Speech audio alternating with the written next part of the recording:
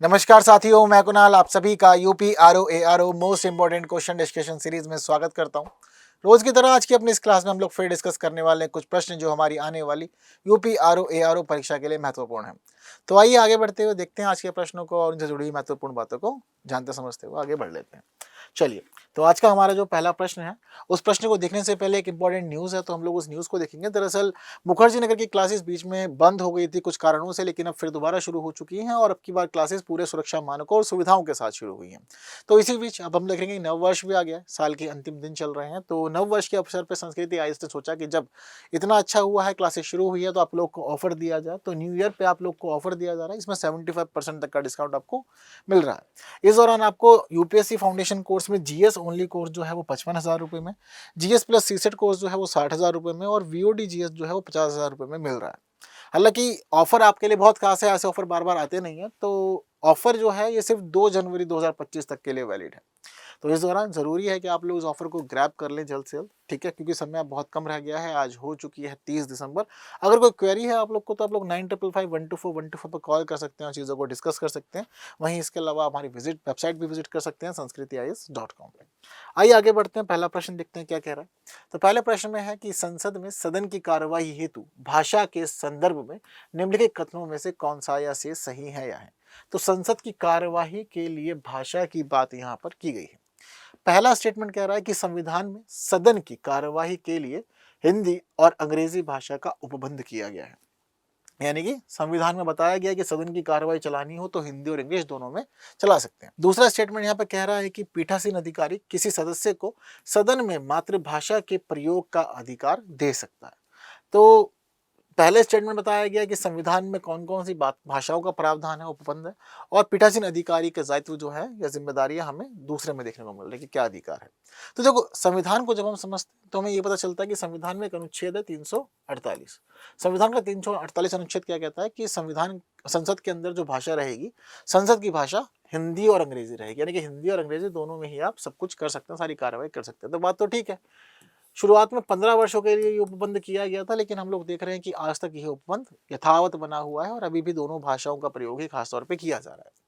तो पहला स्टेटमेंट ठीक है। पीठासीन अधिकारी के अधिकार क्या है? क्या वो किसी सांसद को मातृभाषा में बोलने का अधिकार दे सकता है? ये है उसके पास में अधिकार या नहीं है?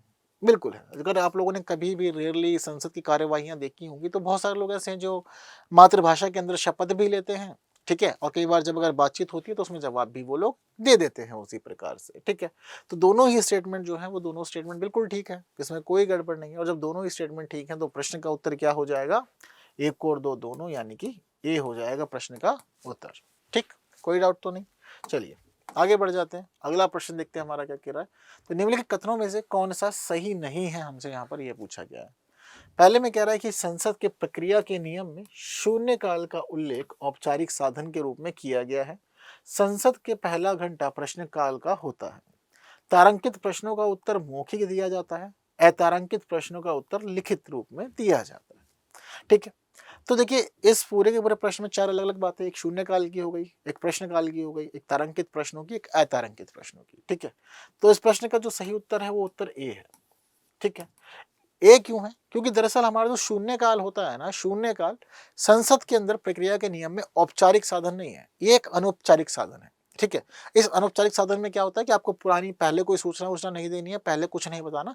आप सदन में आइए, जैसे ही शून्य काल शुरू होता है तो शून्य काल के शुरू होते ही आप अपने प्रश्न पूछना शुरू कर सकते हैं बिना कोई बातचीत किए। पहले की बात, कोई पूर्व सूचना नहीं देनी, पहले से इन्फॉर्मेशन नहीं देनी है। आप बस अपनी तैयारी करके आइए, प्रश्न रखिए, आपको जवाब मिलेंगे। ठीक है। तो इसीलिए शून्यकाल जो है वो औपचारिक नहीं है, अनौपचारिक साधन है। इस वजह से ए आंसर सही होगा। संसद का पहला घंटा प्रश्नकाल होता है, ये बात बिल्कुल ठीक है। प्रश्नकाल के बाद हम देखते हैं कि 12 बजे शून्यकाल शुरू हो जाता है। तारांकित प्रश्नों का उत्तर मौखिक रूप में ही दिया जाता है, अतारांकित प्रश्नों का उत्तर लिखित रूप में देते हैं। तो ये सारी बातें बिल्कुल ठीक है अपनी जगह पे, इसमें कोई परेशानी नहीं है। तो प्रश्न का उत्तर ए, और इसी ए को लेकर चलते हैं हम आगे और अगले प्रश्न का उत्तर देखते हैं कि क्या रहेगा। तो अगला प्रश्न जो है वो अविश्वास प्रस्ताव की बात कर रहा है।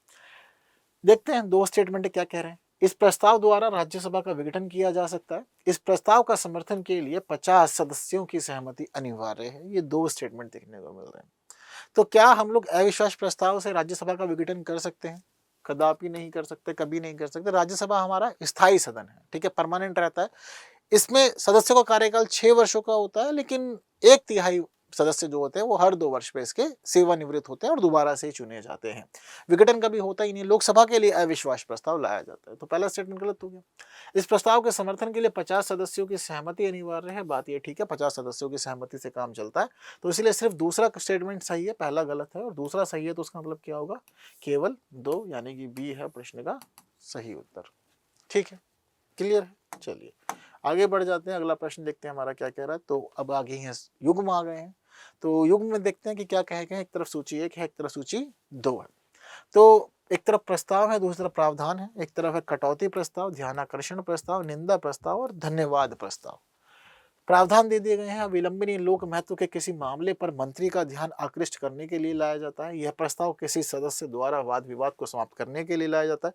प्रत्येक आम चुनाव के पहले सत्र एवं वित्तीय वर्ष के पहले सत्र में राष्ट्रपति सदन को संबोधित करते हैं। इसे स्वीकारने का कारण बताना होता है। देखो, बेशक ये सभी प्रस्ताव संसद में आते हैं, सभी का अपना अलग अलग मत है, लेकिन सबसे अधिक फेमस कौन सा होता है इसमें, धन्यवाद प्रस्ताव। जो सबसे अच्छे से पता है हमेशा उस पर फोकस करना, आंसर निकालना थोड़ा सा इजी रहेगा, परेशानियां नहीं होगी। धन्यवाद प्रस्ताव की स्थिति क्या होती है, हम लोग देखते हैं कि जब जब चुनाव संपन्न होता है, तो चुनाव के बाद जब पहला सदन लगेगा, तो उस समय राष्ट्रपति आएंगे और राष्ट्रपति आकर के धन्यवाद करके जाते हैं, सरकार की नीतियों को बताते हैं, उपलब्धियों को बताते हैं, कार्यक्रम ऐसे चलता है। इसके अलावा हर वित्त वर्ष में जब पहला सदन लगता है, तो उसमें भी इसी प्रकार की स्थिति हम लोग देखते हैं। तो दोनों जगह पे धन्यवाद प्रस्ताव आता है। कौन करता है, राष्ट्रपति साहब आते हैं, राष्ट्रपति साहब के माध्यम से देखा जाता है। तो ये थोड़ा सा इजी पता करना है, जैसे कि तीसरे पे लिखा हुआ है, प्रत्येक आम चुनाव के पहले सत्र एवं वित्तीय वर्ष के पहले सत्र में राष्ट्रपति सदन को संबोधित करता है। ठीक है, तो हमें पता है कि डी के लिए क्या रहेगा, 3 रहेगा, सबसे इजी और सबसे आराम से पकड़ा जा सकता है। अब जहाँ डी के लिए 3 है, उत्तर देख लीजिए, निकल जाता है तो ईजी, वरना और देखेंगे। जैसे कि यहाँ डी के लिए 1 दे रखा है, तो उत्तर होगा, बिल्कुल नहीं होगा। यहाँ डी के लिए 2 दे रखा है, तो होगा उत्तर होगा, बिल्कुल नहीं होगा। यहाँ डी के लिए 4 दे रखा है, उत्तर हो सकता है, नहीं हो सकता है। यहाँ दे रखा है डी के लिए 3, उत्तर हो सकता है, बिल्कुल हो सकता है। यहाँ पर हमें कोई परेशानी नहीं है। तो ए के लिए 2, बी के लिए 1, सी के लिए 4 और डी के लिए 3, ये हो जाएगा उत्तर। बाकी भी इजी आप लोग आराम से निकाल सकते हैं। जैसे कटौती प्रस्ताव हमारा पहला है। कटौती प्रस्ताव का मतलब क्या होता है कि इसको सदस्य के द्वारा वाद विवाद को समाप्त करने के लिए लाया जाता है। ठीक है, तो इसलिए कटौती प्रस्ताव आता है हमारा, तो यहाँ पर 2 रहेगा। ध्यान आकर्षण प्रस्ताव क्या है, किसी विषय पर ध्यान लाना, ठीक है, मंत्री का, तो अविलंबनीय लोक महत्व के मामले पर मंत्री का ध्यान लाने के लिए आप इसका इस्तेमाल कर सकते हैं। ठीक है, निंदा प्रस्ताव किस लिए लाया जाता है, इसे स्वीकारने का कारण बताना अनिवार्य है। ठीक है, सदन के अंदर। बाकी निंदा मतलब किसी न किसी बात की आलोचना करते हैं, आप कमियां निकालते हैं, तो इसलिए निंदा प्रस्ताव लाते हैं। तो 2, 1, 4, 3 हो गया, और यहाँ पर क्या दे रखा है, 2, 1, 4, 3। इसी के साथ डी हो जाएगा प्रश्न का उत्तर। क्लियर है सभी को। चलिए, तो इसी के साथ आगे बढ़ जाते हैं। अगला प्रश्न देख लेते हैं क्या कह रहा है। तो हमारा जो अगला प्रश्न है वो धन विधेयक से संबंधित है। ठीक है, धन विधेयक के लिए पहला स्टेटमेंट है, इसे केवल लोकसभा में पारित किया जाता है। इसे राष्ट्रपति द्वारा पुनर्विचार के लिए भेजा जा सकता है। इसे अध्यक्ष के प्रमाणन की आवश्यकता होती है। तो धन विधेयक क्या सिर्फ लोकसभा में आ सकता है, राज्यसभा में नहीं आ सकता। ठीक है, या यहाँ पर ये कह रहा है कि इसे केवल लोकसभा में पारित किया जाता है। ठीक है, तो क्या लोकसभा की पावर है, राज्यसभा की पावर नहीं है? तो ये बात देखो बिल्कुल ठीक है। दरअसल धन विधेयक कभी भी आएगा तो मंत्री के द्वारा आएगा, और आएगा हमेशा लोकसभा में, और पारित भी लोकसभा के अंदर हो जाएगा। राज्यसभा के बाद भेजा जाता है, लेकिन राज्यसभा से कहा जाता है अपनी राय दे दो। अगर संशोधन वगैरह होते हैं तो मर्जी है लोकसभा की, माने या ना माने। अगर राज्यसभा 14 दिनों में जवाब नहीं देती और ये कह देती है कि कुछ भी नहीं कहती, मतलब मैं रख लेते हैं शांति से, तो ऐसी स्थिति में 14 दिनों के बाद इसको स्वतः ही पारित मान लिया जाता है कि ठीक है, अपने आप ये पास हो गया। ठीक है, तो 14 दिन का समय होता है मैक्सिमम, राज्यसभा के पास इससे ज्यादा नहीं होता। उसी में ही उनको अपने विचार बताने होते हैं, और राज्यसभा इसको अस्वीकार भी नहीं कर सकती। ठीक है, तो पारित करने के जो मुख्य अधिकार हैं वो लोकसभा के पास ही होते हैं धन विधेयक के। इसे राष्ट्रपति पुनर्विचार के लिए भेजा जा सकता है। ठीक है, तो राष्ट्रपति के द्वारा क्या पुनर्विचार के लिए भेजा जा सकता है? कभी भी भेजा नहीं जा सकता, क्योंकि राष्ट्रपति के पास हम लोग देखते हैं कि ये मंजूरी जो होती है वो इसी प्रकार चलती है। राष्ट्रपति यहाँ पर सिर्फ इतना काम कर सकता है कि या तो वो कह सकते हैं पारित है, या वो कह सकते हैं कि पारित नहीं है, लेकिन पुनर्विचार के लिए भेजना ये शक्ति इनके पास में नहीं होती है। ठीक है, तो इसलिए दूसरा जो है गलत हो गया। तीसरा स्टेटमेंट कह रहा है कि अध्यक्ष के प्रमाणन की आवश्यकता होती है। तो ये बात ध्यान रखिएगा कि संसद में जब धन विधेयक रखा जाएगा तो धन विधेयक है या नहीं, ये बात सिर्फ और सिर्फ अध्यक्ष पर डिपेंड करती है। अगर अध्यक्ष कहेंगे धन विधेयक है तो धन विधेयक माना जाएगा, अध्यक्ष कहेंगे कि धन विधेयक नहीं है तो धन विधेयक नहीं माना जाएगा। ये इन पर डिपेंड करता है। जैसे कि आधार को धन विधेयक के रूप में पेश किया गया था तो वो अध्यक्ष महोदय ने ये बताया था कि धन विधेयक है, अदरवाइज वो धन विधेयक के रूप में कंसिडर नहीं होता। तो यहाँ बात भी ठीक है, प्रमाणन चाहिए होता है। तो पहला सही है और तीसरा सही है। जहां 1 और 3 है यहाँ से हमारा उत्तर निकलेगा। यहाँ 1 और 2 ये नहीं होगा, 2 3 नहीं होगा, 1 और 3 यही हो जाएगा प्रश्न का उत्तर सी। ठीक है, क्लियर है सभी को? चलिए आगे बढ़ते हैं, अगला प्रश्न देखते हैं हमारा क्या कह रहा है। तो फिर दोबारा युग्म आ गए, एक तरफ अनुच्छेद है और एक तरफ है प्रावधान, लेकिन प्रश्न का रूप थोड़ा अलग है क्योंकि प्रश्न कह रहा है कि कितने युग्म सही सुमेलित हैं। जैसे कि अनुच्छेद 109 वार्षिक वित्तीय विवरण, अनुच्छेद 112 वित्त विधेयक, अनुच्छेद 117 विनियोग विधेयक, अनुच्छेद 108 संयुक्त बैठक। ठीक है, तो कितने सही सुमेलित हैं? जैसे कि पहला अनुच्छेद 109, क्या वार्षिक वित्तीय विवरण की बात होती है इसमें? बिल्कुल भी नहीं। तो दरअसल हमें वार्षिक वित्तीय विवरण देखने को मिलता है अनुच्छेद 112 में। तो अनुच्छेद 112 किससे जुड़ा हुआ है? वार्षिक वित्तीय विवरण से।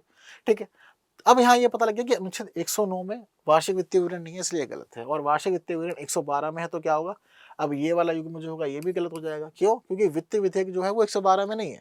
वित्त विधेयक की बात जो होती है ये होती है अनुच्छेद 117 में।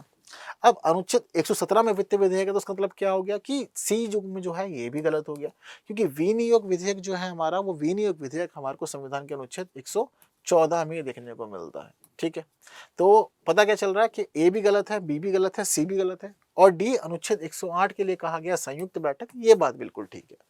तो एक ही युग्म सही है, बाकी युग्म जो है वो सब गलत है। और इस स्थिति में प्रश्न का उत्तर क्या बन जाएगा? अगर एक ही युग्म सही है तो सी। ठीक है, केवल एक युग्म सही है और कोई परेशानी की बात नहीं है। ठीक, क्लियर है सभी बातें? चलिए तो आगे बढ़ जाते हैं। अगला प्रश्न संयुक्त बैठक की बात कर रहा है संसद की। 2 स्टेटमेंट है। पहले में कह रहा है कि इसकी अध्यक्षता लोकसभा के अध्यक्ष करता है, इसकी कार्यवाही राज्यसभा की प्रक्रिया नियमों के अनुसार संचालित की जाती है। ठीक है, तो संयुक्त बैठक जब होती है तो अध्यक्षता कौन करता है? सभी को पता है कि लोकसभा के अध्यक्ष अध्यक्षता करेंगे, बहुत ईजी बात है। इसकी कार्यवाही कैसे चलेगी? राज्यसभा के नियम के हिसाब से या लोकसभा के नियम के हिसाब से?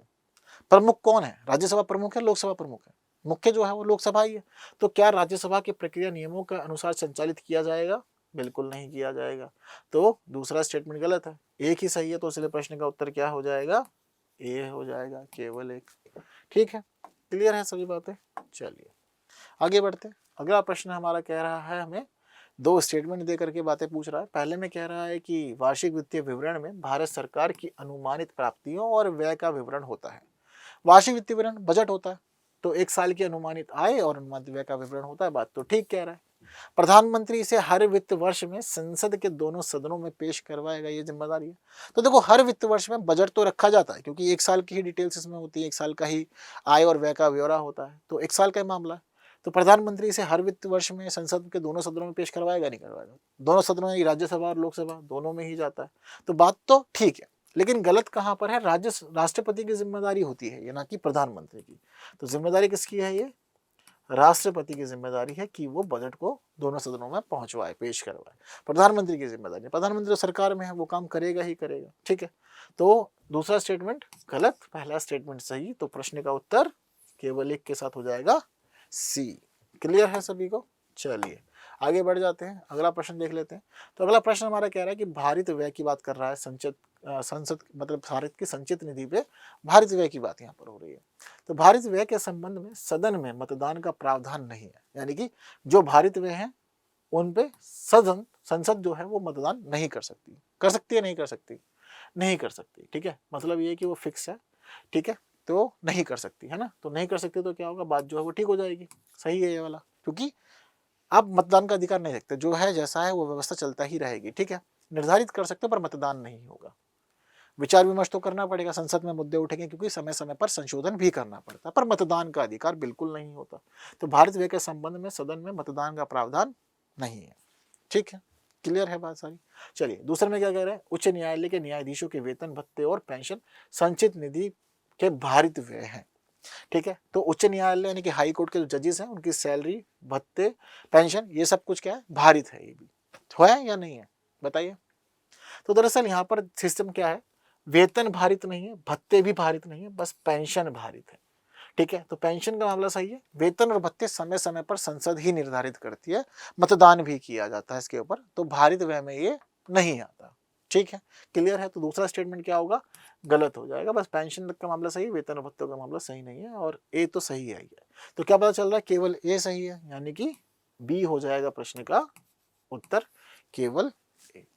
क्लियर है मामला सारा, कोई परेशानी तो नहीं। चलिए आगे बढ़ते हैं और इसी बात देखते हैं कि हमारा अगला प्रश्न क्या कह रहा है। तो बी उत्तर के साथ आगे बढ़ रहे हैं हम लोग, और अगला प्रश्न जो है हमारा वो कह रहा है कि किन विषयों के संदर्भ में राज्यसभा को विशेष शक्तियां प्राप्त है। राज्य सूची के विषयों पर विधि बनाना, अखिल भारतीय सेवाओं का सृजन करना और धन विधेयक, ठीक है, को पेश करना या पारित करना।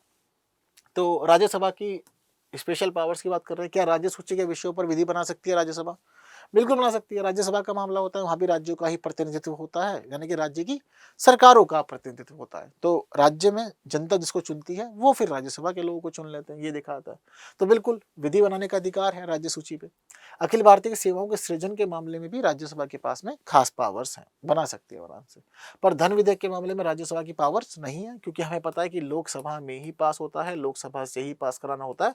राज्यसभा के पास बस 14 दिन की कंडीशन होती है, वो भी ज्यादा सीरियसली इसको लिया नहीं जाता। ठीक है, तो पहला और दूसरा ही सही है, और पहले और दूसरे सही होने का मतलब क्या है, ए, केवल एक और दो, यानी कि ए हो जाएगा हमारा उत्तर यहाँ पर। ठीक है, क्लियर है बात। चलिए, तो जितनी महत्वपूर्ण बातें थी आज की क्लास में वो कंप्लीट हो गई हैं।